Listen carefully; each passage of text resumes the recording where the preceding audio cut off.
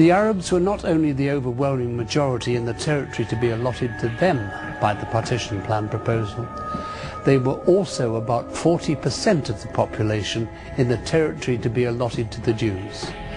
For Ben-Gurion and his most senior leadership colleagues, this gave added urgency to their task of finalizing the Plan Dalet, to ethnically cleanse, de-Arabize as much as Palestine as possible.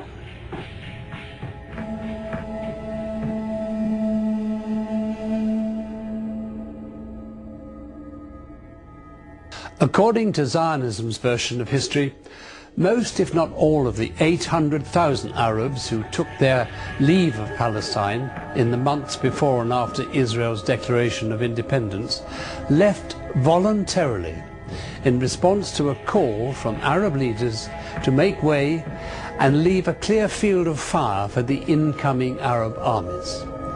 In his latest book, The Ethnic Cleansing of Palestine, Professor Ilan Pappé, Israel's leading revisionist, which means honest historian, describes this version of history, Israel's foundational myth, as a sheer fabrication.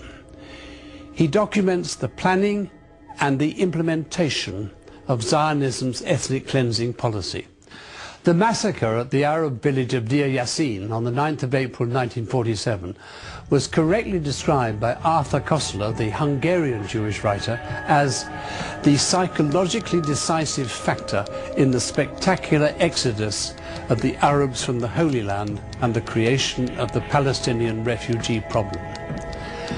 At Deir Yassin, 254 Palestinians, including 145 women, of whom 35 were pregnant, were butchered. Menachem Begin, whose Irgun terrorists led the attack with assistance from the Stern Gang, was later to write this: "In the rest of the country, the Arabs began to flee in terror, even before they clashed with Jewish forces. The legend of Deir Yassin helped us in particular in the saving of Tiberias and the conquest of Haifa. All the Jewish forces proceeded to advance through Haifa like a knife through butter. The Arabs began fleeing in panic, shouting, 'Deir Yassin.'"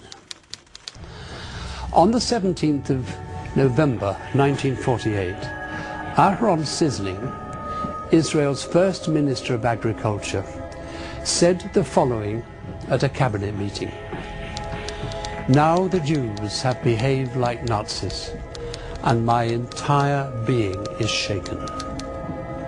But having spoken those words, he agreed that the Zionist state's crimes should be covered up, and they have been for 60 years.